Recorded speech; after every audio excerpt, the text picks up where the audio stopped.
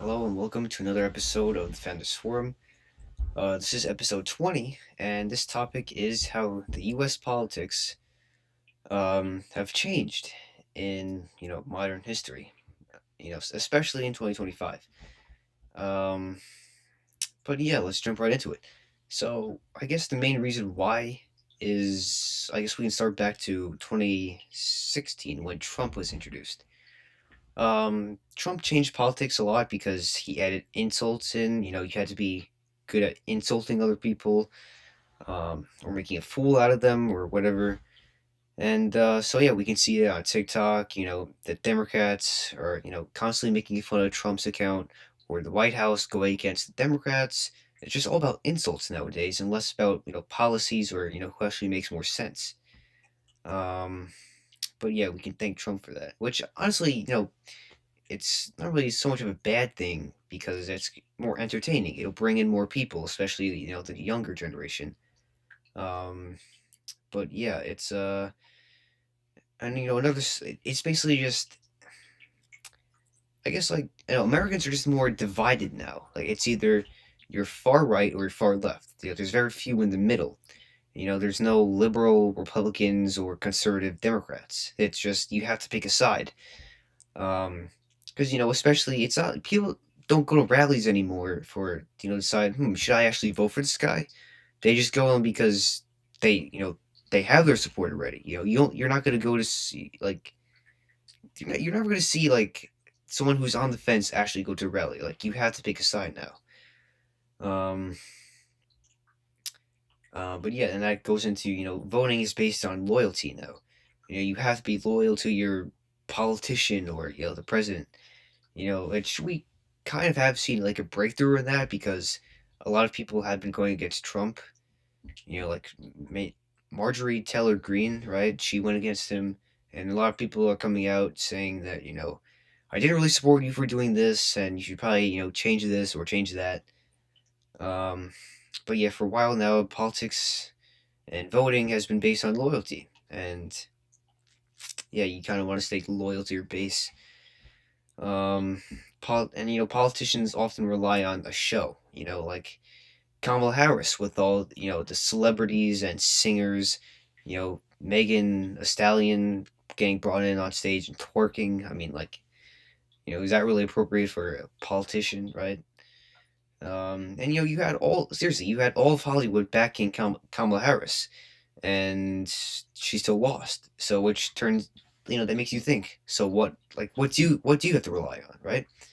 And the answer is, the big corporations and, like the billionaires, which and then that's a clear example right here. The 2024 election, you had all of Hollywood and celebrities backing Kamala Harris, and you had all the billionaires and mega corporations backing Donald Trump. And who won? Donald Trump, which against all odds, of course, because Trump was facing jail time, fines, and January 6th, right? He didn't really leave his first term with a good reputation. So, but yeah, he defied all odds and he won. So, and another thing is media, like, severely took over politics. It's, all about, fake stories, negative context on the other politician, right? Or candidate, whoever it might be.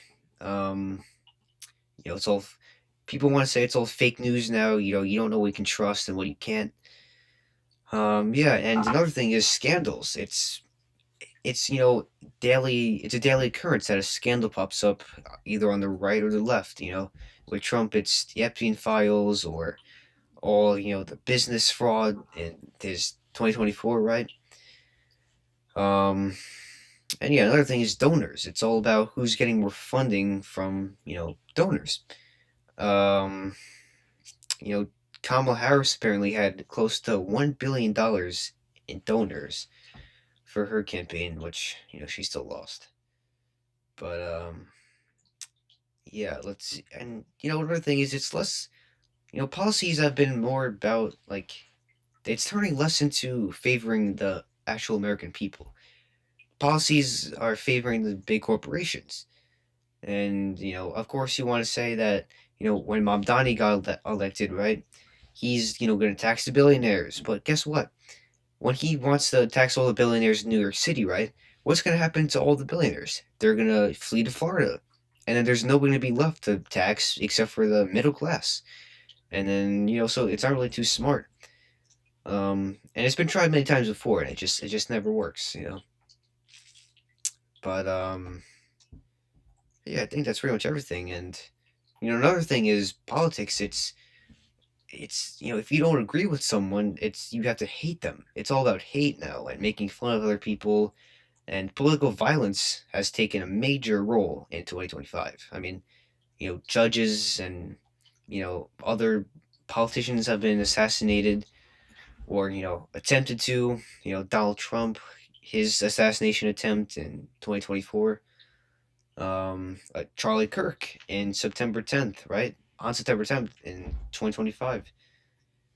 All the protests against ICE agents, and they're destroying things, just covering the streets, and just what's happening in LA. That's still, it's not as big as it once was, but there were just cars being set on fire, highways being backed up because of protesters in the street.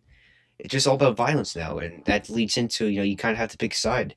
If you're not, if you're a Republican and you see a Democrat, that you have to hate them. And if someone in the middle, it's like it's based on hate now, based on loyalty, and the country's only getting more divided, and it's only a matter of time before there's a civil war or something. Which honestly I think is unlikely, but there is still a chance. But yeah, so there definitely is a big difference in politics, from now versus 20 years ago, and you can see that in the just the debates themselves. Like I said, because now it's based on insults. Back then, you realized, yes, I do disagree with your policies and your political views, but I still respect you, and that's all there should be to it, right? But now it's all about insults and going after the other person, and ruining their lives. But yeah, that's basically concludes today's video. Thank you all for joining, and see you in the next episode.